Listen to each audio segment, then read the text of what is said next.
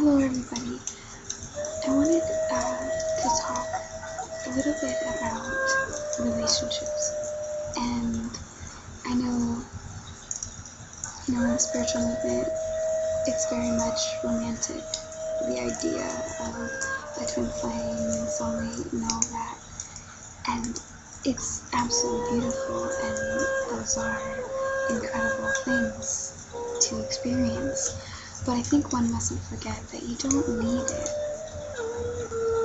You don't need to have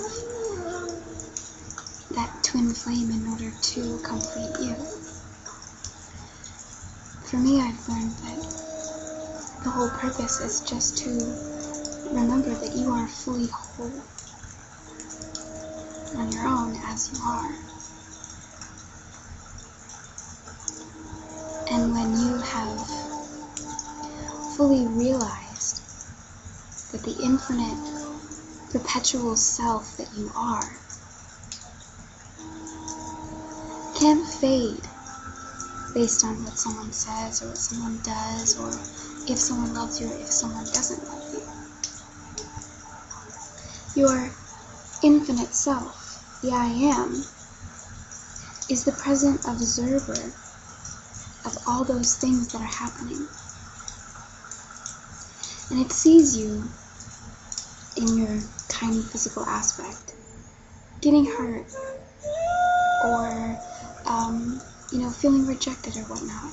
But it doesn't change. And so when one can fully come into that infinite self, and the I Am, then that is when one, from my experience, could be in the place to consciously co-create an experience with someone else without getting attached, without depending or placing, their ability to feel self-worth dependent on how that person receives them or what they feel or what they say or how happy they can make them. Because that's unhealthy. You want to fully know that you are completely and infinitely whole.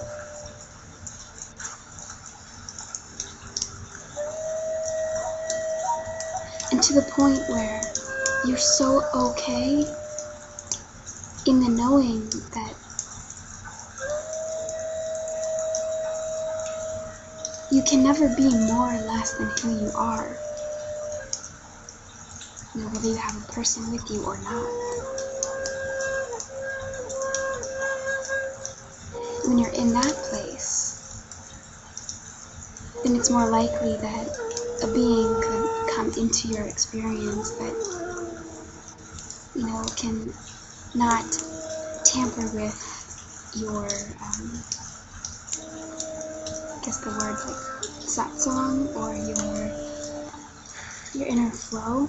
They don't mess with that, but they encourage it and they strengthen it because you're so okay with who you are that you're not unstable.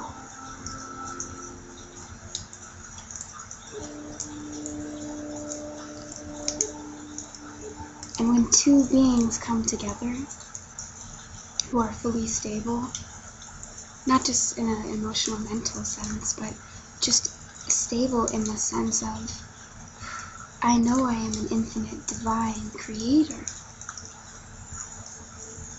who doesn't need anybody to be complete.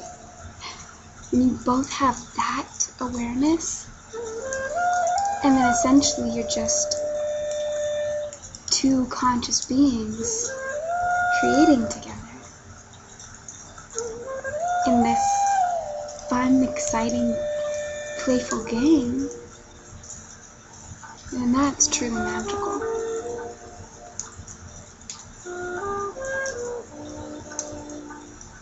But the old paradigm of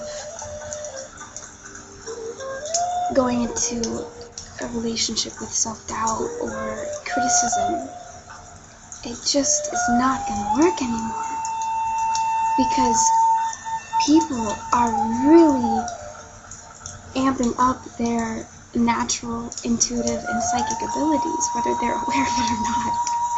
People will be able to feel if you are not secure with the essence of who you are. And if you're in desperation for someone to fill that void which you have been resisting going, you know? But when you allow yourself, when you allow the fullness of who you are to just emerge and to not suppress it and not hold that back, and you just allow fully, and then you're with another being who is at that place as well, imagine what you can create together. Oh my gosh. So amazing and so beautiful and so cool. But it's not anything that you need. And it's the being that has come into the place of, I don't need it, that it'll probably come to them. It's so paradoxical, but, you know, and funny, but I've seen it to be true. So, yeah, that's all I can do, is just share my experience and my feelings and my inner knowings.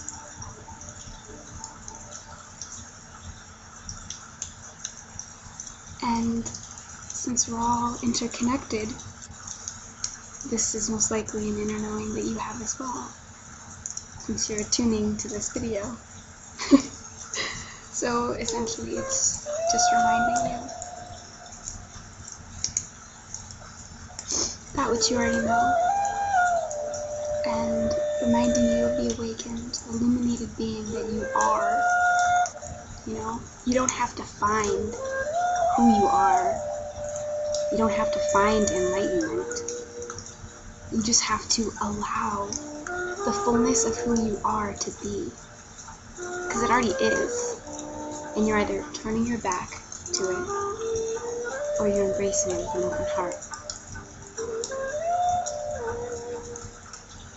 One or the other. You choose. When you embrace and allow, you open a whole nother door for the depth and the expansiveness that your relationships can go.